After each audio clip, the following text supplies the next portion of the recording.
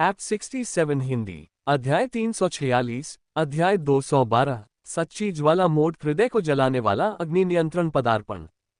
प्रकट होने के बाद वे तुरंत रूपांतरित हो गए।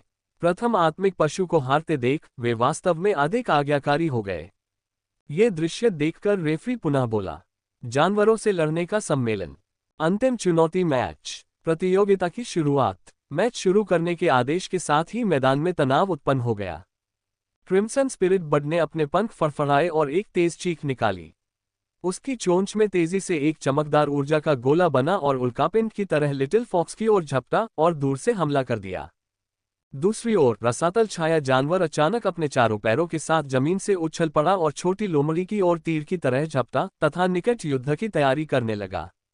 निकट और दूर के हमलों का ये समन्वय बिना किसी ओवरलैप के बहुत अच्छी तरह से निष्पादित किया गया। एबिस शैडो बीस्ट की गति आश्चर्यजनक रूप से तेज थी, जमीन पर हर कदम धूल के बादल उड़ा रहा था। जैसे ही वह शिकार की मुद्रा में आया, उसका सारा रोए खड़े हो गए और उसकी आंखें एक भूतिया हरी रोशनी से चमक उठी, मानो दो विलोद विस्फोट। फिर उसने अपना दूसरा कौशल सक्रिय किया, शिकार लॉकिंग। चाहे छोटी लोमड़ी किसी भी तरह से चकमा दे या भाग जाए, रसातल छाया जानवर उसकी स्थिति को ठीक से ट्रैक कर सकता था और उसकी ओर छलांग लगाता रहता था। आसमान में आग के गोले और आगे बढ़ते एक जानवर के कारण लिटिल फॉक्स की स्थिति अचानक बहुत कठिन हो गई, जिससे नीचे बैठे दर्शक लिटिल फॉक्स के लिए घबराहट से पसीने से तरबतर हो गए। इसकी स्थिति न्यू से भी अधिक कठिन है। बिल्कुल। और उन्होंने अपनी गलतियों से सीखा है, वे निश्चित रूप से इसे दूसरा मौका नहीं देंगे। ... एक क्षण के लिए पूरे मैदान का माहौल अत्यंत तनावपूर्ण हो गया। कैंगलिंग प्राचीन देश का समर्थन कर रहे दर्शक बहुत उत्साहित थे। उनकी नजरें मैदान में लिटिल फॉक्स पर टिकी हुई थीं। वे लगातार फुसफुसा रहे थे, आओ, और अनजाने में अपने कपड़ों के कोनों को पकड़ रहे थे। इस बीच टायल की तरफ से भौहें तन गई थीं और उनकी आंखों में बेचैनी साफ दिखाई दे रही थी। वे इस मैच की अहमियत जानते थे और हर सेकंड की देरी अनजानी बातें ला सकती थी। जैसे ही दो आत्मिक जानवरों के हमले बिजली की तरह होने वाले थे, छोटी लोमड़ी अंततः आगे बढ़ गई। इसकी रोएदार लोमड़ी की पूंछ ऊंची उठी हुई थी और इसकी जीवंत आंखें दृढ़ निश्चय से चमक रही थीं। सभी को आश्चर्य हुआ कि इसने अपने ट्रेडमार्क ट्रू फ्लेम मोड को सक्रिय नहीं किया, बल्कि इसके बजाय इसकी 5 पूंछों के सिरों पर 5 सुपर फायरबॉल एकत्रित हो गए, जिनमें से प्रत्येक से तीव्र गर्मी निकल रही थी। आग के गोलों की सतह पर लपटें लगातार टिमटिमा रही थीं, मानो वे किसी भी क्षण फट सकती हों। सभी ने पहले सोचा था कि लिटिल फॉक्स एक शक्तिशाली सुपर फ्लेम बम इकट्ठा करेगा, लेकिन इसके बजाय उन्होंने देखा कि उसने बिना किसी हिचकिचाहट के 5 सुपर फायरबॉल्स को जमीन पर फेंक दिया। जहां आग के गोले गिरे, वहां एक तेज गर्जना के साथ तत्काल विस्फोट हुआ, मानो धरती ही कांप रही हो। धुआं आसमान की ओर बढ़ रहा था, जिससे छोटी लोमड़ी और 2 आत्मिक जानवरों की आकृतियां पूरी तरह से छिप गईं, जिससे यह देख पाना असंभव हो गया कि अखाड़े के अंदर क्या हो रहा था। जिस क्षण भीषण धुआं और आग दिखाई दी, क्रिम्सन स्पिरिट बर्ड और 2 स्पिरिट बीस्ट्स ने अपना लक्ष्य खो दिया और सबसे पहले प्रतिक्रिया करने वाला ग्रे था। उसे अचानक समझ आ गया कि छोटी लोमड़ी की चाल क्या थी। इसका उद्देश्य विस्फोट के निशानों से सब कुछ ढकना था, लेकिन सौभाग्यवश उनका सामना उसी से हुआ। ग्रे की आंखों में एक निर्दयी चमक उठी जब उसने एबिस शैडो बीस्ट को तीव्र आदेश जारी किया। रसातल छाया जानवर का शरीर बिना किसी हिचकिचाहट के तुरंत तनावग्रस्त हो गया और वह काले बिजली के बोल्ट की तरह उठते धुएं और आकाश की ओर उठती लपटों की ओर बढ़ गया। सुपर फायरबॉल विस्फोट से उत्पन्न शॉकवेव ने उसे टक्कर मारी और लपटों ने उसके फर को झुलसा दिया, लेकिन उसने अपने दांत पीसते हुए चुभने वाले दर्द को सहन किया। वह जानता था कि यदि लिटिल फॉक्स ट्रू फायर परमाणु बम को संघनित करने में कामयाब हो गया, तो परिणाम अकल्पनीय होंगे। घूमते धुएं में रसातल के छाया राक्षस की आंखों से एक भूतिया हरी रोशनी निकल रही थी, मानो 2 चमकते दिए हों। अपनी दूसरी कुशलता से उसकी दृष्टि घनी बाधाओं को भेदती हुई नन्ही लोमड़ी की स्थिति पर सटीक रूप से केंद्रित हो रही थी। एक बार लक्ष्य की पहचान हो जाने पर एबिस शैडो बीस्ट ने अपने चारों अंगों से जमीन को जोर से धक्का दिया तथा हवा में ऊंची छलांग लगाई, जिससे धूल का एक बादल उठा। वह अत्यंत तीव्र गति से लिटिल फॉक्स की ओर दौड़ा। जब वह करीब पहुंचा तो उसने देखा कि छोटी लोमड़ी अपने पूरे शरीर पर तीव्र प्रकाश बिखेर रही है, कुछ शब्द बुदा रही है तथा उसका ध्यान हृदय को जलाने वाले अग्नि नियंत्रण पर केंद्रित है। उसके मुंह में लपटें ऐसे उछल रही थीं मानो उनमें जीवन हो और वे विलय की अवस्था में प्रवेश करने वाली हों। ये दृश्य देखकर रसातल छाया जानवर भयभीत हो गया। वह हृदय दहनकारी अग्नि नियंत्रण की शक्ति से भली भांति परिचित था। अगर छोटी लोमड़ी इस ज्वाला को सफलतापूर्वक संघनित कर देती तो परिणाम अकल्पनीय होते। वह तेजी से लिटिल फॉक्स पर हमला करने के लिए आगे बढ़ा। छोटी लोमड़ी ने रसातल छाया जानवर के हमले को भांप लिया और उसकी जीवंत आंखों में निश्चय की एक चमक उभर आई। वह जानती थी कि उसका नाजुक शरीर रसातल छाया जानवर के हमले का सीधा सामना नहीं कर पाएगा, इसलिए उसने तुरंत एक निर्णय लिया और एक आंशिक रूप से संघनित ज्वलंत तूफान जमीन पर फेंक दिया। बूम! एक जोरदार धमाके के साथ ज्वलंत तूफान जमीन पर फट पड़ा और प्रचंड लपटें तुरंत फैल गईं, जिससे एक धधकती हुई दीवार बन गई जिसने रसातल छाया राक्षस के हमले की गति को रोक दिया। लपटें और धुआं आपस में गुंथ गए और चारों ओर सब कुछ एक बार फिर धुंध में ढक गया। भीड़ अभी युद्ध की स्थिति को स्पष्ट रूप से देख ही पाई थी कि फिर से भ्रमित हो गई। वे सभी समझ गए कि लिटिल फॉक्स धुएं के आवरण का उपयोग करके दानव अग्नि परमाणु बम को संघनित करने का प्रयास कर रहा था। हालांकि इस बार लिटिल फॉक्स को एक दुश्मन का सामना करना पड़ा। यद्यपि एबिस शैडो बीस्ट को फ्लेमिंग स्टॉर्म द्वारा अस्थायी रूप से रोक दिया गया था, फिर भी वह पीछे नहीं हटा। ... ये खत्म हो गया है। इस बार हॉट बर्निंग फायर कंट्रोल का उपयोग नहीं किया जा सकता है। हाँ, एबिस शैडो बीस्ट ट्रैक कर सकता है, ये पूरी तरह से इसका प्रतिकार करता है। दर्शक चिंतित थे। हॉट बर्निंग फायर कंट्रोल हालांकि शक्तिशाली है, इसमें एक कमी भी है जो कि समलन प्रक्रिया है। रसातल छाया जानवर अपनी जगह पर खड़ा था, उसकी भूतिया हरी आंखें क्रूरता और सावधानी से चमक रही थीं और धुएं के भीतर लिटिल फॉक्स की धुंधली स्थिति पर मजबूती से टिकी हुई थीं। मंच के नीचे ग्रे ने गहरी भौहें चढ़ाईं, उसकी आंखों में तनाव झलक रहा था। वह इस बात से भली भांति परिचित था कि यदि लिटिल फॉक्स संघनित होने में सफल हो गया तो इसके भयानक परिणाम होंगे। इस प्रकार उन्होंने रसातल छाया जानवर को एक और आदेश जारी किया, लिटिल फॉक्स को संघनित करने में बिल्कुल सफल न होने दें। एबिस शैडो बीस्ट ने आदेश प्राप्त कर लिया, उसका शरीर थोड़ा झुक गया, किसी भी क्षण हमला करने के लिए तैयार। धुएं में लिटिल फॉक्स की आकृति धुंधली और धुंधली थी क्योंकि ये दूसरी बार संघनित हो रही थी। रसातल छाया जानवर ने लिटिल फॉक्स की गतिविधियों को तीव्रता से महसूस किया, एक धीमी गर्जना की और काली बिजली की तरह लिटिल फॉक्स की ओर झपटा। इसकी गति अविश्वसनीय रूप से तेज थी, जिससे भयंकर हवाएं चलने लगीं और आसपास धुआं फैल गया। हालांकि जैसे ही वह लिटिल फॉक्स के करीब पहुंचने वाला था, खतरे की एक तीव्र भावना ने उस पर हमला कर दिया। रसातल छाया जानवर चौंक गया, उसकी आंखें चौड़ी हो गईं क्योंकि उसने एक विशाल आग का गोला जलते हुए उल्का की तरह अपनी ओर आते देखा। आग के गोले से भयंकर चमक निकली जिससे उसके चारों ओर की हवा में गर्मी फैल गई और विकृत हो गई। ये ट्रू फ्लेम मोड में सुपर फ्लेम बम था। रसातल छाया जानवर ने जल्दी से बचने का प्रयास किया, उसका शरीर एक ओर झुक गया, अंग तेजी से हिल रहे थे। लेकिन तब तक बहुत देर हो चुकी थी। आग का गोला जबरदस्त प्रभाव के साथ रसातल छाया जानवर के शरीर से टकराया। एक क्षण में रसातल छाया जानवर आग की लपटों में घिर गया और पीड़ा से चीखने लगा। आग की लपटों ने उसके शरीर को तबाह कर दिया, उसके फर और त्वचा को झुलसा दिया। ग्रे ने यह दृश्य देखा, उसका चेहरा मौत की तरह पीला पड़ गया और वह चिल्लाए बिना नहीं रह सका।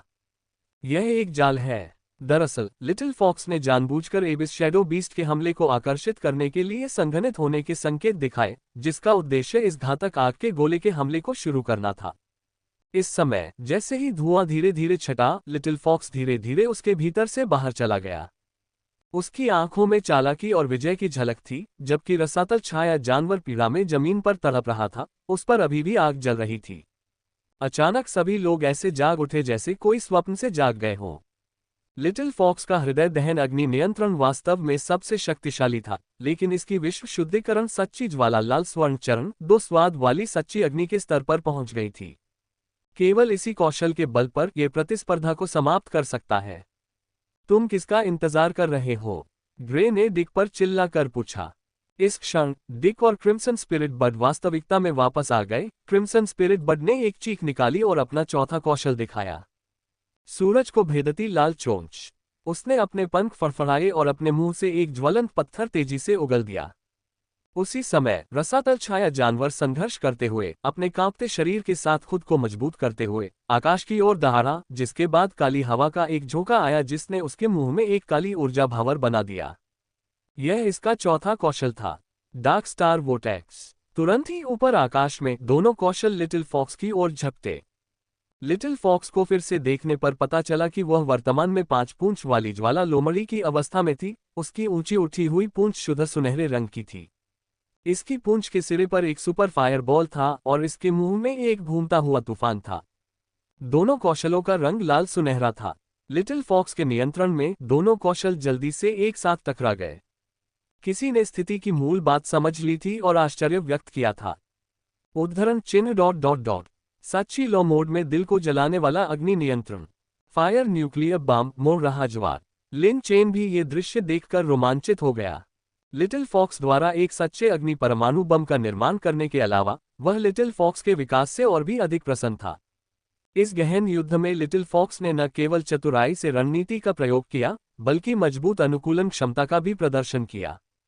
मैच से पहले लिन चेन ने एबिस शैडो बीस्ट के कौशल का गहन विश्लेषण किया था और यह जानकारी लिटिल फॉक्स को दी थी। वे दोनों जानते थे कि एबिस शैडो बीस्ट की विशेष क्षमता उसे धुएं में भी लक्ष्य का पता लगाने में सक्षम बनाती है। इसलिए लिटिल फॉक्स द्वारा छोड़ा गया धुआं सिर्फ एक प्रलोभन था, जिसका वास्तविक उद्देश्य एबिस शैडो बीस्ट के दिमाग को बाधित करना था। जैसे जैसे लड़ाई जारी रही, जैसा कि उन्होंने अनुमान लगाया था, एबिस शैडो बीस्ट वास्तव में उत्तेजित हो गया, जिससे लिटिल फॉक्स को पलटवार करने का मौका मिल गया। इस बीच डिक और फैंग यू, जो मूल रूप से कार्रवाई करने के लिए सही समय की प्रतीक्षा कर रहे थे, ने याद किया कि कैसे उन्होंने पिछले मैच में एक दूसरे को नुकसान पहुंचाया था, जिससे ज़ियाओबाई को मौका मिल गया था। इसलिए डिक ने धुएं में क्रिम्सन स्पिरिट बर्ड को कार्रवाई करने देने में संकोच किया। लिटिल फॉक्स का कदम मनोवैज्ञानिक हेरफेर और विभाजन के बारे में था। न केवल लिन चेन बल्कि दर्शकों की भी आंखें चमक रही थीं और वे प्रशंसा में चिल्ला रहे थे। इतना होशियार, लोमड़ी बनने के लायक। हाँ, लिन चेन ने इसे कैसे प्रशिक्षित किया? एबिस शैडो बीस्ट ने निश्चित रूप से इस बारे में कभी नहीं सोचा था। ये शिकारी नहीं बल्कि शिकार था। दर्शकों की फुसफुसाहट के बीच छोटी लोमड़ी की निगाहें और अधिक दृढ़ हो गईं, क्योंकि वह अच्छी तरह जानती थी कि इस लड़ाई में अवसर क्षणभंगुर है और उसे अपना सब कुछ झोंक देना होगा। उसने अपना सिर थोड़ा पीछे झुकाया और धीमी तथा गरिमापूर्ण दहाड़ लगाए। लाल सुनहरे रंग का सुपर फायरबॉल और फ्लेमिंग स्टॉर्म पहले ही सफलतापूर्वक एक दूसरे से मिल चुके थे।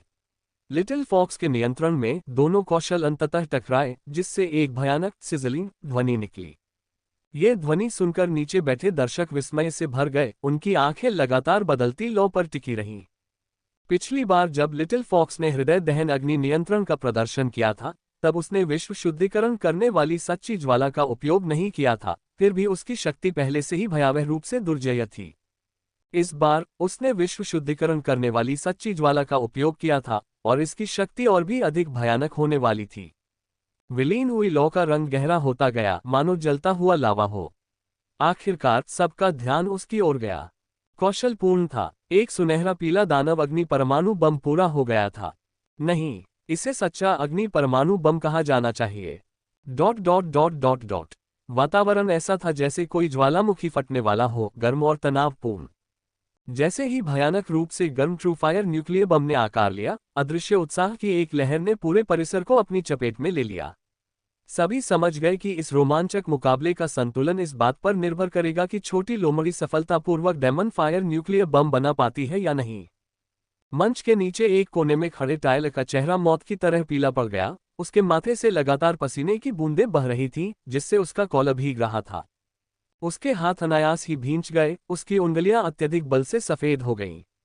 यदि लिटिल फॉक्स यह मैच जीत जाता तो इसके अथाह परिणाम उसके दिमाग में उमड़ते ज्वार की तरह उमड़ पड़ते तथा उसकी मानसिक सुरक्षा को लगातार चुनौती देते रहते। उसके बगल में ग्रे और डिक के चेहरे पर भी उतनी ही गंभीरता थी, मानो तूफान से पहले का आकाश हो। उनकी आंखें चिंता और अनिच्छा से भरी थीं। वे अपने होंठ काट रहे थे, मानो अपने गुस्से और लाचारी को निगलना चाहते हों। अगर लिन चेन सफल हो जाता तो वह इतिहास में पहला बन जाता, जबकि वे हमेशा के लिए एक नायक की पृष्ठभूमि मात्र बनकर रह जाते, जो उनके गौरवशाली व्यक्तित्व के लिए एक असहनीय शर्म की बात होती। भारी वातावरण में, जहां सभी के विचार लगभग उनका दम घोंट रहे थे, छोटी लोमड़ी ने अचानक एक भयंकर चीख निकाली, जो बिजली की गड़गड़ाहट की तरह तनावपूर्ण हवा को चीरती हुई निकली। इसने पूरी तरह से तैयार ट्रू फायर न्यूक्लियर बम को बहुत जोर से फेंका। ट्रू फायर न्यूक्लियर बम एक जलते हुए उल्का की तरह अजेय गति के साथ आगे बढ़ गया। ट्रू फायर परमाणु बम हवा में हिंसक रूप से उछल रहा था, इसकी लपटें उग्र ड्रैगन की तरह दहाड़ रही थी, और जहां भी जा रही थी, वहां सिजल ध्वनि के साथ हवा को झुलसा रही थी। हर किसी के दिलों को एक अदृश्य हाथ ने कसकर जकड़ रखा था, जो टिमटिमाती लपटों के साथ उठ और गिर रहा था। क्या यह एक ऐतिहासिक क्षण था, या इसका अंत अंततः असहाय पश्चाताप में होगा? 3 सेकंड से भी कम समय में डार्क स्टार वोर्टेक्स और रेड बीक पियर्सिंग द सन ने आते हुए ट्रू फायर न्यूक्लियर बम से टक्कर ली। तीनों शक्तिशाली सेनाओं के बीच हवा में भीषण टक्कर हुई, जिससे बहरा कर देने वाला विस्फोट हुआ और पूरा मंच लगभग पलट गया। चकाचौंध करने वाली रोशनी ने दिन के उजाले के आगमन की सूचना दी। झटके की लहर तेजी से सभी दिशाओं में फैल गई, जमीन में दरारें पड़ गईं और स्टैंड हिंसक रूप से हिल गए।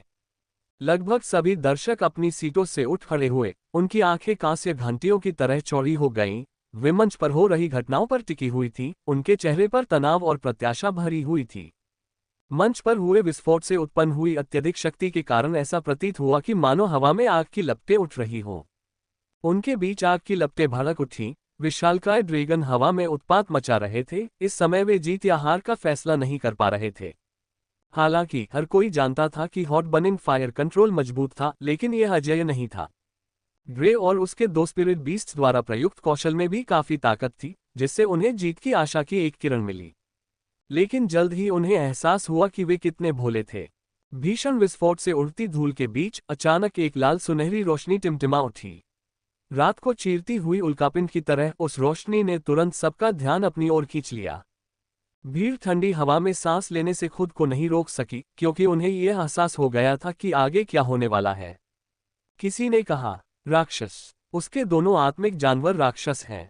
कुछ ही सेकंड के भीतर ट्रू फायर परमाणु बम समुद्र तल से धीरे धीरे उगते सूरज की तरह घूमते हुए विस्फोट की धूल से फट गया, जिससे चिलचिलाती रोशनी और शक्तिशाली गति फैल गई। इससे अत्यधिक तापमान उत्सर्जित हुआ, जिससे आसपास की हवा विकृत हो गई। ग्रे के 2 स्पिरिट बीस्ट्स द्वारा प्रदर्शित कौशलों को पुनः देखने पर वे पूरी तरह से गायब हो गए थे, मानो वे कभी प्रकट ही न हुए हों। इस दृश्य ने निस्संदेह ट्रू फायर न्यूक्लियर बम की पूर्ण विजय की घोषणा की। सबके देखते देखते ट्रू फायर न्यूक्लियर बम एक अजेय विशालकाय जानवर की तरह दहाड़ रहा था। जहां से भी वह गुजरता, जमीन झुलस जाती और पीछे काले निशान छोड़ जाती। ये ग्रे के 2 स्पिरिट बीस्ट्स की ओर इतनी तेज गति से बढ़ा कि कोई भी पलक झपकाना भी मुनासिब नहीं था। इस क्षण टायलर और अन्य लोगों के चेहरे एक क्षण में पीले पड़ गए, मानो सफेद कागज की एक शीट का सारा रंग उड़ गया हो। उनके शरीर वहीं जम गए, उनके दिमाग खाली हो गए, मानो वे पूरी तरह से भय से ग्रस्त हों। वे असहाय होकर देखते रहे, जैसे ट्रू फायर परमाणु बम उनके करीब आ रहा था। उन्हें ऐसा लग रहा था जैसे वे किसी स्थान पर कील से थोप दिए गए हों और प्रतिक्रिया करने में असमर्थ हों। जब सभी लोग अचंभित थे, अचानक मुख्य रेफरी की आवाज आई, जो ग्रे और डिक को संबोधित कर रही थी। क्या आप अपने आत्मिक जानवरों के मरने से पहले हार नहीं मानेंगे? इस क्षण सभी लोग वास्तविकता में वापस आ गए। ये सच्चा अग्नि परमाणु बम है, न कि दानव अग्नि परमाणु बम। यदि वे वास्तव में इसके द्वारा निगल लिए गए होते, तो दोनों आत्मिक जानवर निश्चित रूप से प्राणघातक खतरे में होते। ... दोनों ही वास्तविकता में वापस आ गए। वे खो गए। वे हारने के लिए बाध्य थे। एक ही रेजिमेंट की शीर्ष लड़ाकू ताकत होने का दावा करते हुए किसने सोचा होगा कि लिन चेन एक ही समय में 2 का सफलतापूर्वक सामना करेगा। डिक का शरीर कांप रहा था, वह उन 3 शब्दों को बोलने को तैयार नहीं था। लेकिन ग्रे अलग था, वह समझता था कि जानवर लड़ाई सम्मेलन हारना शर्मनाक था, लेकिन आत्मा जानवरों के जीवन को बचाना उसके लिए अधिक महत्वपूर्ण था। जब डिक का शरीर हिंसक रूप से कांप रहा था, तो उसने ग्रे की आवाज सुनी। मैं मानता हूं। इस आवाज ने बिजली की गड़गड़ाहट की तरह डिक के शरीर को और भी अधिक कांपने पर मजबूर कर दिया। मुख्य रेफरी ने यह दृश्य देखा और अपने स्पिरिट बीस्ट को आगे बढ़ने दिया और सीधे एबिस शैडो बीस्ट को बचाया। ट्रू फायर न्यूक्लियर बम से बाल बच गया। गर्मी के कारण एबिस शैडो बीस्ट कई बार निगल गया। हालांकि रेफरी के स्पिरिट बीस्ट ने क्रिम्सन स्पिरिट बर्ड को नहीं बचाया, क्योंकि दूसरे पक्ष ने अभी तक हार नहीं मानी थी। इस समय डिक, जो अपने विचारों से जूझ रहा था, ने अंततः खुद को भाग्य के भरोसे छोड़ दिया और जोर से चिल्लाया, मैं स्वीकार करता हूं। मैं मानता हूं। इसे 2 बार दोहराना वास्तव में मनोवैज्ञानिक टूटन का संकेत था। तभी रेफरी के स्पिरिट बीस्ट ने क्रिम्सन स्पिरिट बर्ड को बचाने का संकेत दिया, और जैसे ही दोनों जानवरों को बचाया गया, ज्वलंत चमक वाला ट्रू फायर न्यूक्लियर बम उल्का की तरह जमीन पर गिर गया। एक क्षण में एक भयंकर विस्फोट आकाश में गूंज उठा, मानो स्वर्ग और पृथ्वी से कोई क्रोधित गर्जना निकली हो। प्रभाव बिंदु से एक शक्तिशाली आघात तरंग सभी दिशाओं में फैल गई, जिससे आसपास की हवा इस प्रकार विकृत हो गई मानो वह उबलता पानी हो। एक छोटा मशरूम जैसा बादल धीरे धीरे ऊपर उठा, जो विस्फोट की शक्ति का प्रतीक था, तथा नीले आकाश में स्पष्ट रूप से दिखाई दे रहा था। यह विस्फोट ऐसा था जैसे किसी विशाल पत्थर को शांत झील में फेंक दिया गया हो, जिससे विशाल लहरें उठी हों। दर्शक, जो अभी भी तनाव और आश्चर्य में डूबे हुए थे, अचानक होश में आए। ग्रे और अन्य लोगों ने स्वेच्छा से हार मान ली। किसी ने सबसे पहले ये वाक्य चिल्लाकर कहा, जिससे आग भड़क उठी और पूरा स्थल एक भयंकर गर्जना से गूंज उठा। जीत गया, हम जीत गए, हा हा हा, कोई मुझे चुटकी काटकर बताए कि यह असली है। कई दर्शकों ने उत्साह से अपने हाथ हिलाए, भारी आवाज में चिल्लाए, उनकी आवाजें अत्यधिक भावना से भारी हो गई थीं।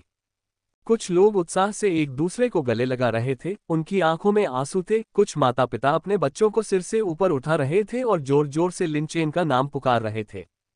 पहले जो भयंकर विस्फोट हुआ था, वह अब गगनभेदी जयघोष से ढक गया।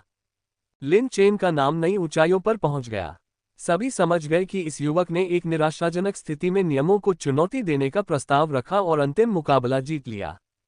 उनके द्वारा किया गया ये चमत्कार इतिहास में दर्ज हो जाएगा। यह एक ऐतिहासिक क्षण है। यह महिमा उसकी और उसके दो आत्मिक पशुओं की है। ... लिन चेन ने जब उन्हें स्वीकार करते सुना तो उसकी आंखों में खुशी की गर्मी महसूस हुई, और ऊर्जा के विस्फोट के साथ वह धनुष से छोड़े गए तीर की तरह मंच पर दौड़ा। जियाओबाई और बड़े सफेद भालू लिन चेन के पीछे पीछे चल रहे थे, उनकी आंखें भी उत्साह से चमक रही थीं। और इस समय छोटी लोमड़ी दुर्जय हृदय दहन अग्नि नियंत्रण को उन्मुक्त करके अपनी ताकत समाप्त कर चुकी थी। पहले से ही थकी हुई थी, उसका शरीर लगभग ढह रहा था। लिन चेन छोटी लोमड़ी के पास दौड़ा, बिना किसी हिचकिचाहट के उसे ऊपर उठा लिया। उसका चेहरा अदम्य खुशी से चमक रहा था, वह जोर से प्रशंसा कर रहा था। छोटी लोमड़ी, तुम जीत गई, हम जीत गए। लिन चेन की उत्तेजना और खुशी को महसूस करते हुए लिटिल फॉक्स की पहले से सुस्त आंखें धीरे धीरे अपनी चमक वापस पा गईं। वह धीरे से चहचहाया और अंत में अपनी विशिष्ट अर्धचंद्राकार आंखें दिखाईं। जियाओबाई और बड़े सफेद भालू ने भी उनका अनुसरण किया और जोर से जयकार करने लगे। उसी समय वू चेन और उनके पीछे खड़े अन्य लोग भी विजय के सदमे से बाहर आ गए। उनके चेहरे खिले हुए फूलों की तरह खिल उठी। वू चेन सबसे पहले रिंग में पहुंचे और जोर से हंसते हुए बोले, छोटे जूनियर भाई, आप अजेय हैं। बोलने के बाद वू चेन ने अपने हाथ की लहर से एक शक्तिशाली इशारा किया। अन्य लोग एक दूसरे को पूरी तरह समझते हुए तुरंत आगे बढ़े और अभी भी स्तब्ध लिन चेन को ऊपर उठाकर हवा में उछाल दिया। यहां तक कि मूर्छा में भी वू चेन ने फिर से चिल्लाया, और उसके आत्मिक जानवरों को मत छोड़ना। अन्य आत्मिक जानवरों ने भी तुरंत इसका अनुसरण किया। छोटी लोमड़ी भी ऊपर उछली, अपने शरीर को फुर्ती से हवा में घुमाते हुए खुशी से चीखें निकाल रही थी। यहां तक कि बड़े शरीर वाले बैल जियाओबाई को भी नहीं बख्शा गया और सभी ने मिलकर उसे हवा में उछाल दिया। बिग व्हाइट बियर को इस गौरवशाली क्षण का आनंद लेने का मौका नहीं मिला, लेकिन उसने भी उन्हें ऊपर उछालने में मदद की। इस बीच मंच के नीचे इस उत्सव में पूरी तरह से डूबे हुए, इसके विपरीत यूलान साम्राज्य के पक्ष के सभी लोगों के चेहरे काले हो गए थे और वे केवल छिपने के लिए कोई जगह ढूंढने की इच्छा कर रहे थे। तभी मुख्य रेफरी ने आखिरकार कहा, उनकी आवाज कांप रही थी, फिर भी स्पष्ट थी, चैलेंज मैच में लिन चेन ने 2 बार जीत हासिल की, 4 अंक अर्जित किए। यह आवाज बिजली की गड़गड़ाहट की तरह अखाड़े के ऊपर गूंज उठी, जिससे अस्थायी रूप से स्थल शांत हो गया। वर्तमान में कैंगलिंग प्राचीन देश के 10 अंक हैं, यूलान साम्राज्य के 8 अंक हैं। लिन चेन को बधाई, कैंगलिंग प्राचीन देश को बधाई, उन्होंने 2 जीत के साथ मैच को पलट दिया। मुख्य रेफरी के शब्द अंतिम फैसले के समान थे, जिससे एक बार फिर पूरे आयोजन स्थल पर चर्चा का तूफान उठ खड़ा हुआ। लिन चेन और उनकी टीम भी निराश थी। वे मंच पर खड़े होकर जीत के प्रतीक के रूप में अपने हाथ ऊपर उठाए तथा चैंपियनशिप के क्षण का आनंद ले रहे थे। उसी समय टायलर और अन्य लोग इस दृश्य को निराशा से देख रहे थे। 2 लोगों से पीछे रहकर वे हार गए, ऐसी स्थिति जिसकी किसी ने कल्पना भी नहीं की थी। वे इस स्थान को छोड़ना चाहते थे, लेकिन उपविजेता होने के नाते उन्हें पुरस्कार समारोह में भाग लेना ही था। ... जल्द ही चैंपियनशिप पुरस्कार समारोह का समय आ गया। इस बार झोंग नान मौजूद नहीं थे, इसलिए झू टोंग और गोवन ने पुरस्कार समारोह का संचालन किया। सामाजिक शिष्टाचार में स्वाभाविक रूप से बुद्धिमान गोवन ने कैंगलिंग प्राचीन देश के लिए अंतिम पुरस्कार झूटोंग को दे दिया। इसलिए जब झूटोंग मंच पर आए तो उनके मुंह पर बड़ी सी मुस्कान आ गई। अगला मंच पर आने वाला है इस वर्ष का बीस्ट फाइटिंग कॉन्फ्रेंस चैंपियन, प्राचीन देश का कैंगलिंग। उद्धरण चिन्ह। जैसे ही मेजबान की आवाज धीमी हुई, वू चेन नीचे से सबसे पहले ऊपर आया और पूरा स्थल एक पहाड़ी गर्जना से गूंज उठा। मेजबान ने एक एक करके वू चेन का नाम भी पुकारा। जब सभी 8 लोग मंच पर थे और केवल एक ही बचा था, तो पूरा स्थल अचानक शांत हो गया। तभी मेजबान बोला, आइए नए छात्र लिन चेन का मंच पर स्वागत करें। लिन चेन सबकी निगाहों के सामने धीरे धीरे मंच पर चला आया। जियाओबाई और बड़ा सफेद भालू लिन चेन के पीछे पीछे चल रहे थे, उनकी आंखें भी उत्साह से चमक रही थीं। इस समय तक लिटिल फॉक्स शक्तिशाली हॉट बर्निंग फायर कंट्रोल कौशल का प्रदर्शन करते हुए अपनी पूरी ताकत लगा चुका था, पहले से ही थक चुका था और मुश्किल से खड़ा हो पा रहा था। लिन चेन छोटी लोमड़ी के पास दौड़ा, बिना किसी हिचकिचाहट के उसे ऊपर उठा लिया। उसके चेहरे पर बेकाबू खुशी झलक रही थी। उसने जोर से प्रशंसा की, छोटी लोमड़ी, तुम जीत गई, हम जीत गए। लिन चेन की उत्तेजना और खुशी को महसूस करते ही लिटिल फॉक्स की मूल रूप से सुस्त आंखें अपनी चमक वापस पा गईं। उसने एक हल्की सी चहचहाहट निकाली और अंततः अपनी विशिष्ट अर्धचंद्राकार आंखें प्रकट की। जियाओबाई और बड़ा सफेद भालू खुशी से चिल्लाते हुए उसके पीछे चले गए। इस बीच वू चेन और बाकी लोग भी अपनी जीत की खुमारी से बाहर आ गए। उनके चेहरे खिले हुए फूलों की तरह खिली हुई मुस्कान से भर गए। वू चेन सबसे पहले मंच पर पहुंचे और हंसते हुए चिल्लाए, छोटे भाई तुम अजेय हो। ये कहकर वू चेन ने अपना बड़ा हाथ जोर से हिलाया। अन्य लोग बड़ी मौन समझ के साथ तुरंत आगे बढ़े और लिन चेन को, जो अभी भी जीत की खुशी में डूबा हुआ था और अभी तक अपने होश में नहीं आया था, हवा में ऊपर उठा लिया। वू चेन अभी भी हंसते हुए जोर से चिल्लाया, अरे आत्मा जानवरों को मत भूलना। अन्य आत्मिक प्राणियों ने भी निर्देश सुना और वे भी हवा में उछल गए, जिनमें विशाल श्वेत भालू भी शामिल था, हालांकि वह अन्य प्राणियों से बड़ा था। इस बीच नीचे बैठे दर्शक पूरी तरह से उत्सव में डूबे हुए थे, जबकि यूलान साम्राज्य की ओर सभी लोग चुप और उदास थे। जल्दी ही चैंपियनशिप पुरस्कार समारोह का समय आ गया, जब झूटोंग भी शामिल हुए। इस समय चुनकी जोग नान अनुपस्थित थे, इसलिए उनकी जगह टायलर ने कैंगलिंग प्राचीन देश को अंतिम पुरस्कार दिया। जब झूटोंग मंच पर आए तो उनके मुंह के कोने खुले हुए थे और उनके चेहरे पर एक बड़ी सी मुस्कान फैल गई। जैसे ही वू चेन सबसे पहले मंच पर आए, पूरा स्थल शोर से गूंज उठा। लिन चेन को 2 जीत और 4 अंक हासिल करने पर बधाई। ये ध्वनि एक भयंकर गर्जना की तरह मैदान के आकाश तक गूंज उठी, जिससे कुछ क्षण के लिए स्थल पर सन्नाटा छा गया।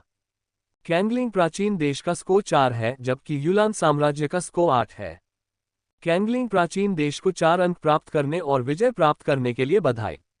महान गणना। उस रात श्वेत सम्राट नगरी मानो आनंद के सागर में बदल गई, उत्साह से भर गई। सड़कें और गलियां लालटेनों से सजी हुई थीं और चकाचौंध भरी रोशनियां हर कोने को रोशन कर रही थीं। लिन चेन द्वारा एक साथ 2 प्रतिद्वंद्वियों का सामना करके कैंगलिंग प्राचीन देश के लिए प्रतियोगिता जीतने की खबर रातों रात पूरे देश में बम की तरह फैल गई। इस रात जानवर लड़ाई सम्मेलन का अनुसरण करने वाले सभी लोगों को लिन चेन का नाम याद था। यद्यपि कई लोग बाद में इस नाम को भूल सकते हैं, लेकिन उन्हें स्पष्ट रूप से याद होगा कि इस वर्ष के बीस्ट फाइटिंग सम्मेलन में एक युवा छात्र ने बुद्धि और साहस के साथ कैंगलिंग प्राचीन देश को लंबे समय से प्रतीक्षित चैंपियनशिप तक पहुंचाकर रुख बदल दिया। उस रात झूटोंग ने एक दावत का आयोजन किया और लिन चेन ने अपना पेट भर लिया। वह थककर अपने क्वार्टर में लौट आया और गहरी नींद में सो गया। इस समय झूटोंग अभी भी रेस्तरां में था। उसने अभी अभी गुवन को विदा किया था और ताओवादी झांक बोला, डीन, क्या इस बार हत्या के मामले में कोई नतीजा निकला है? झूटोंग ने उस दिशा में देखा जहां गुवन ने छोड़ा था और कहा, किसी बाहरी व्यक्ति को राष्ट्रीय उपदेशक के छात्रों से मिलने के बारे में नहीं पता है, यहां तक कि मुझे भी 2 दिन पहले ही पता चला। क्या आपको संदेह है कि यह कोई अंदरूनी काम था? संभावना बहुत अधिक है, झूटोंग ने भौहें चढ़ाते हुए कहा, मुझे पूरा संदेह है कि लीक का मामला और यह मामला आपस में जुड़े हुए हैं। ताओवादी झांग ने सिर हिलाया। उसने इस बार इसलिए पूछा क्योंकि वह भी यही सोचता था। इसके अलावा ताओवादी झांग ने अफवाहें सुनी थी कि प्रतियोगिता के बाद यूलान साम्राज्य के लोग रातों रात श्वेत सम्राट शहर छोड़कर चले गए थे। ये कार्रवाई असामान्य नहीं थी, सिवाय इसके कि पहले यूलान साम्राज्य सबसे बड़ा संदिग्ध था। यदि यह मामला अनसुलझा रहा तो आगे जांच करना मुश्किल हो जाएगा। राष्ट्रीय मास्टर संस्थान को जांच का जिम्मा लेने दीजिए। इस बार विरोधी पक्ष ने जो सेनाएं भेजी हैं वे बहुत शक्तिशाली हैं। जांच जारी रखने से खतरा भी पैदा हो सकता है। झू टोंग ने ताओवादी झांग और लियुगू से कहा, जब छात्र कुछ दिनों में स्कूल लौटेंगे तो आपको अतिरिक्त सतर्कता बरतनी होगी। अब हमें वू चेन और लिन चेन की सुरक्षा पर भी ध्यान देना होगा। समझा। दोनों ने हाथ जोड़कर अभिवादन किया। इस बीच जब गुओन इस तरह से चला गया तो जी रू भी तुरंत उसके पीछे चला गया। चलते हुए गुओन ने पूछा, क्या यूलान साम्राज्य के लोग चले गए हैं? हाँ। क्या हथियारों के स्थान मिल गए हैं? वे मिल गए हैं। आज रात हड़ताल करो, गुओन ने भावशून्यता से कहा, मानो कोई तुच्छ बात कह रहा हो। गु परिवार सेलेस्टियल कैपिटल के 4 प्रमुख परिवारों में से एक है। हालांकि वे प्रभुत्व रखते हैं, लेकिन अगर यह मामला उजागर हो गया तो निश्चित रूप से बड़ी मुसीबतें आएंगी। अन्य ताकतें गु परिवार के साथ कुछ घटित होने के लिए उत्सुक हैं ताकि वे उनकी जगह ले सकें। इसलिए गुओन उन लोगों से पीछे नहीं हटेगा जिन्हें मारना आवश्यक है। जिस दिन गुओन ने कार्रवाई करने का फैसला किया, गु परिवार के लोगों को रातों रात भेज दिया गया। ये सुनकर जी रू ने एक क्षण सोचा और फिर बोली, क्या आपने परिणामों पर विचार किया है, मेरे प्रभु? गुओन समझ गया कि वह क्या कहना चाह रहा था। इस बार हत्या के निशाने पर महत्वपूर्ण पृष्ठभूमि वाले लोग थे, जिनमें यूलान साम्राज्य के लोग भी शामिल थे। तो आप सभी को इसे साफ करना होगा, गुओन ने कहा। जहां तक टाइलर जैसे किसी व्यक्ति की बात है, वह एक मोहरा है। यदि आवश्यक हो तो उसे मार डालो। उन छात्रों को मत छुओ, वे पूरी तरह से जागरूक नहीं हैं और बेहतर होगा कि अधिक बलों के साथ शामिल न हो। समझा। जी रू ने सिर हिलाया और जैसे ही वह जाने वाला था उसे कुछ याद आया। उसने कहा, महाराज, घर से आए लोग भी खबर लाए हैं। उन्हें पता चला कि सेलेस्टियल कैपिटल से निकलते समय एक अन्य समूह गुप्त रूप से व्हाइट एम्परर सिटी की ओर बढ़ रहा था। गुओन को आश्चर्य नहीं हुआ और उन्होंने पूछा, क्या हम पता लगा सकते हैं कि उन्हें किस बल ने भेजा? अगर हमने सही अनुमान लगाया है तो ये ली परिवार होना चाहिए। ली परिवार? गुओन ने एक पल के लिए सोचा, कुछ अविश्वास से। महाराज, क्या हमें जांच जारी रखनी चाहिए? कोई जरूरत नहीं, वे शायद बाय लिंग को निशाना बना रहे हैं, गुओन ने मुस्कुराते हुए कहा। ली परिवार हमेशा से झोंगनान का सबसे बड़ा समर्थक रहा है। मुझे उम्मीद नहीं थी कि जब सबसे ज्यादा जरूरत होगी तब वह पहले हमला करेगा। देर रात जब झू टोंग बिस्तर पर जाने की तैयारी कर रहा था, लियाओ किंग ने बताया कि श्वेत सम्राट शहर के बाहरी इलाके में भयंकर लड़ाई छिड़ गई है। क्या स्थिति है? अभी तक पता नहीं चला, लियाओ किंग ने जल्दी से कहा। हम अभी भी जांच कर रहे हैं। जब हम पहुंचे तो हमने मरे हुए लोगों और आत्मिक जानवरों को देखा। प्रारंभिक विश्लेषण से पता चलता है कि मारे गए लोग वही हत्यारे थे जिन्होंने उस दिन राष्ट्रीय उपदेशक की हत्या करने का प्रयास किया था। हत्यारे? झू टोंग की पुतलियां सिकुड़ गईं, उनकी निगाहें ठंडी पड़ गईं और उन्होंने कहा, ये प्रयोग के बाद चुप कराने का प्रयास है। मैंने भी यही सोचा था, लियाओ किंग ने कहा।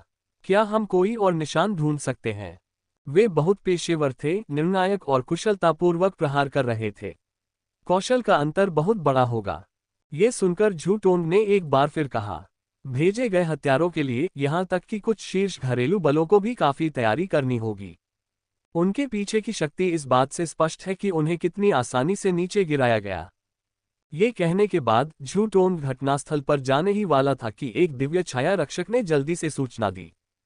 कोई व्यक्ति शहर के द्वार के बाहर मदद की गुहार लगा रहा है। मदद? लियाओ किंग ने आश्चर्य से पूछा, क्या ये हत्यारे हैं? नहीं, ये यूलान साम्राज्य के छात्र हैं, दिव्य छाया रक्षक ने तुरंत कहा। उन्होंने कहा कि सड़क पर उन पर घात लगाकर हमला किया गया था, उनके अनुरक्षक सभी मारे गए थे, इसलिए वे हमारी सुरक्षा की मांग करने के लिए वापस आ गए। ये सुनकर दोनों ने गहरी सांस ली और लियाओ किंग ने कहा, ऐसा लगता है कि यह वैसा ही है जैसा डीन झू ने अनुमान लगाया था। दोनों मामलों को जोड़ा जाना चाहिए। इससे पहले कि झू टोंग कुछ कह पाता, उसके बगल में खड़े दिव्य छाया रक्षक ने पूछा, क्या हम उनसे पूछताछ करें? बस सामान्य प्रक्रिया का पालन करें, झू टोंग ने जवाब दिया। जिन्हें चुप कराना था वे पहले ही चुप करा दिए गए हैं, अब और कुछ निकालने की जरूरत नहीं है। महान गणना भाग 2। लियाओ किंग आश्चर्यचकित हो गया और पूछा, तो डीन झू क्या सोचते हैं कि क्या किया जाना चाहिए? ये खबर जारी करो कि सेलेस्टियल शैडो गार्ड ने उन सभी हत्यारों को मार डाला है जिन्होंने राष्ट्रीय उपदेशक की हत्या का प्रयास किया था, और टायलर और अन्य लोगों को भी इसमें शामिल किया गया है और उन्हें भी साथी के रूप में मार दिया गया है, झूटोन ने जल्दी से कहा। इस मामले को इसी तरह से निपटाया जा सकता है, अन्यथा यूनान साम्राज्य निश्चित रूप से हमें जवाबदेह ठहराएगा। हमें पहले कहानी पर नियंत्रण करना होगा। समझ गया। लियाओ किंग ने सिर हिलाया और अंततः झुककर चला गया। झूटोन, जो पहले तो नींद में था, अब पूरी तरह जाग गया था। कुछ सोचने के बाद वह जल्दी से लिन चेन और उसके साथियों के घर पहुंचा। लिन चेन को उस रात इतना कुछ होने का अंदाजा नहीं था। अगली सुबह तक उससे लियूबू से इसके बारे में पता नहीं चला।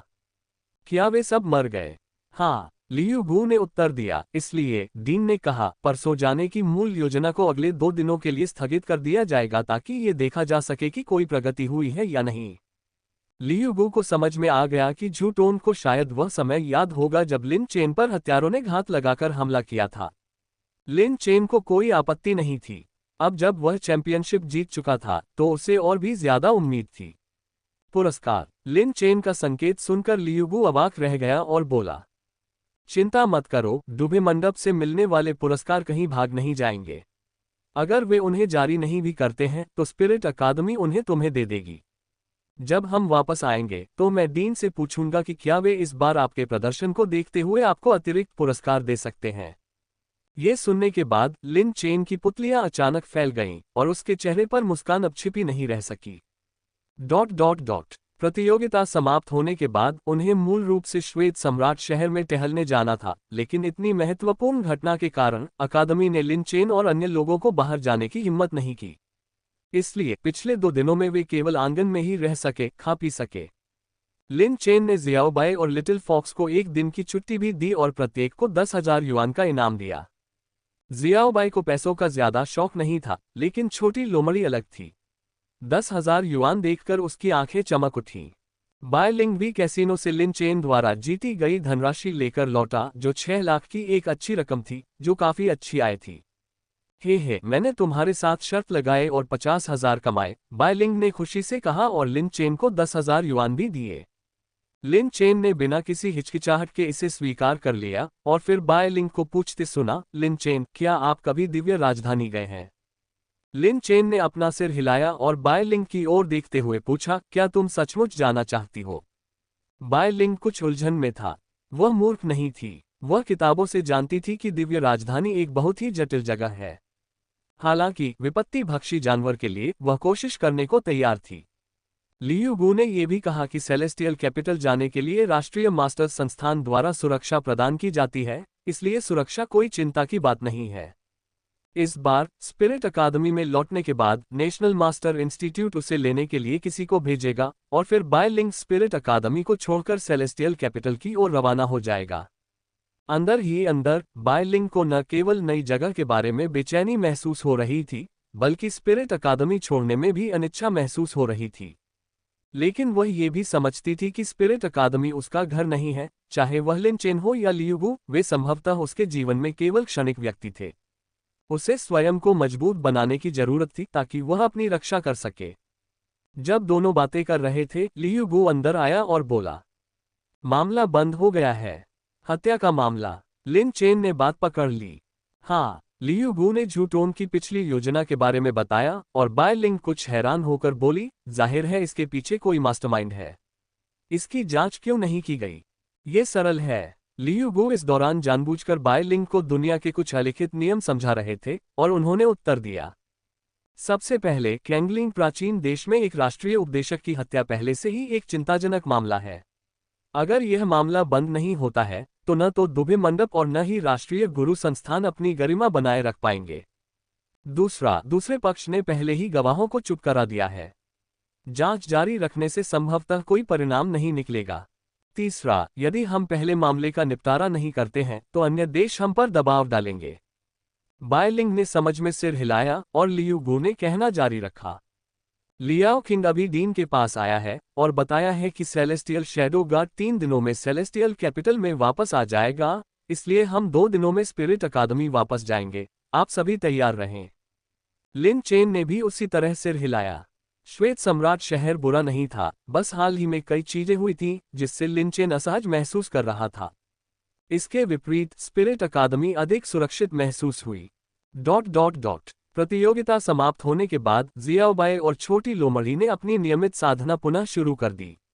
पशु युद्ध सम्मेलन के विजेता को 1000 साल की दानव गोली मिल सकती थी, जिसे एक विशेष तरीके से परिष्कृत करके एक गतिशील आत्मा झरने का प्रभाव पैदा किया जा सकता था। इसलिए आगामी अवधि में जियाओबाई और लिटिल फॉक्स की खेती की गति निश्चित रूप से पहले की तुलना में विस्फोटक वृद्धि का अनुभव करेगी। ये बिग व्हाइट बियर के लिए रोमांचक खबर थी। बीस्ट फाइटिंग कॉन्फ्रेंस की यात्रा ने कानून विकास के बाद की शक्ति का प्रदर्शन किया था, जिससे बिग व्हाइट बियर जोश से भर गया था। 2 दिन में कुछ भी हासिल नहीं हो सका, सिर्फ खाना पीना ही काफी था। प्रस्थान से पहले की आखिरी रात को सभी लोग एक साथ एकत्र हुए। युवा होने के कारण बातचीत स्वाभाविक रूप से भविष्य की ओर मुड़ गई।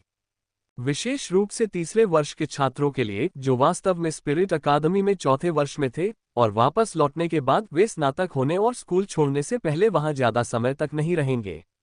उद्धरण चिन्ह। दुनिया इतनी बड़ी है कि मैं पूरी यात्रा करने की योजना बना रहा हूं।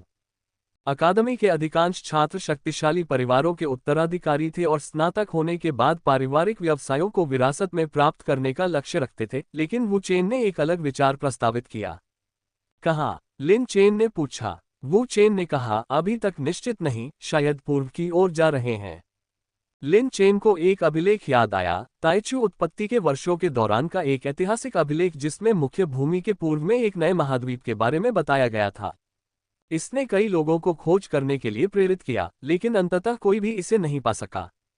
पूर्व की ओर यात्रा करने पर केवल अंतहीन महासागर ही मिले, कोई नई भूमि नहीं मिली। जैसे जैसे अधिक लोग वहां गए, उन्हें एहसास हुआ कि यह एक धोखा था, और यह उन्माद शांत हो गया। जब वे बात कर रहे थे, वू चेन अचानक बायलिंग के पास आया और बोला, छोटी बहन, ये ले लो। बायलिंग हैरान थी, क्योंकि वह वू चेन से मुश्किल से ही बात कर पाती थी, लेकिन पास में बैठे तीसरे वर्ष के एक छात्र ने उससे आग्रह किया, यह अच्छी चीज है, इसे जल्दी से ले लो। लिन चेन ने एक नजर डाली और जल्दी से पहचान लिया कि यह क्या था, और कहा, बड़े भाई, क्या आप दिव्य राजधानी में वो परिवार से हैं? छोटे भाई, क्या तुम्हें पता नहीं था? तीसरे वर्ष का सीनियर हंसा, बड़ा भाई सिर्फ वो परिवार से नहीं है, बल्कि सबसे बड़ा बेटा है। लिन चेन चौंक गया, क्योंकि सेलेस्टियल कैपिटल में वो परिवार 4 बड़े परिवारों में से एक नहीं था, बल्कि एक उपस्थिति थी जो उनके पीछे पीछे चल रही थी। वू चेन ने केवल मुस्कुराते हुए बायलिंग से कहा, स्वर्गीय राजधानी जटिल है। यदि आप वास्तव में अनसुलझे समस्याओं का सामना करते हैं, तो इसे वो परिवार के पास ले जाएं। ये सुनकर बायलिंग ने बार बार कहा, धन्यवाद बड़े भाई। इसके तुरंत बाद बातचीत पुरस्कारों पर आ गई और सभी लोग सेलेस्टियल बीस्ट द्वीप से प्राप्त स्पिरिट एग की ओर सर्वाधिक आकर्षित हुए। वे सभी सपने देखते थे कि उनका अगला आत्मिक जानवर क्या होगा। निंग तियान की तरह, जो एक सहायक प्रकार का जानवर चाहता था, उसका मानना था कि उसके 2 वर्तमान आत्मा जानवरों में पर्याप्त युद्ध शक्ति थी। लिन चेन बहुत चिंतित नहीं था, क्योंकि उसके पास ब्लडलाइन गोल्डन हैंड था, इसलिए स्पिरिट बीस्ट प्रतिभाओं के लिए उसकी आवश्यकताएं उतनी अधिक नहीं थीं। उनका तीसरा आत्मिक जानवर जियाओ हे था, और चौथे आत्मिक जानवर का लक्ष्य अभी भी दूर था। श्वेत सम्राट शहर, सरहद। लाल पोशाक पहने एक महिला श्वेत सम्राट नगर की ओर देख रही थी। उसका नाम ली जिया था, जो ली परिवार की सदस्य थी, जो दिव्य राजधानी के 4 महान परिवारों में से एक था। वह विशेष रूप से बायलिंग के लिए यहाँ आई थी। क्या वे चले गए हैं? ली जिया ने अपने बगल में खड़े कबीले के व्यक्ति से पूछा। कुलगुरु ने तुरंत उत्तर दिया, जानकारी के अनुसार दिव्य छाया रक्षक कल वापस आ जाएगा। झूठोंग ने नहीं कहा है, लेकिन यह वास्तव में कल होना चाहिए। अच्छा, ली जिया ने सिर हिलाया और उन्हें कड़ी नजर रखने का निर्देश दिया। तभी एक कबीले का आदमी जल्दी से अंदर आया और बोला, गुअन बाहर है। गुअन। ये सुनकर ली जिया ने अपनी भौहें सिकोड़ लीं। गु परिवार और ली परिवार दोनों ही शक्तिशाली परिवारों में से हैं, और हालांकि वे खुले तौर पर शत्रुतापूर्ण नहीं है, फिर भी उनके बीच कुछ प्रतिस्पर्धा है। उसे कैसे पता चला? ली जिया को यही चिंता थी। बायलिंग को निशाना बनाने की ली परिवार की योजना बेहद गोपनीय थी। यदि नेशनल मास्टर्स इंस्टीट्यूट को पता चल गया कि उन्होंने ही यह कृत्य किया है, तो वे निश्चित रूप से ली परिवार को नहीं छोड़ेंगे। वर्तमान में सेलेस्टियल कैपिटल में हालांकि नेशनल मास्टर्स इंस्टीट्यूट के पास पूरी शक्ति नहीं है, फिर भी यह एक दुर्जेय अधिकार रखता है जो केवल दुबे पवेलियन के बाद दूसरे स्थान पर है। संपर्क टॉस। उद्धरण चिन्ह उद्धरण चिन्ह उद्धरण चिन्ह। संपर्क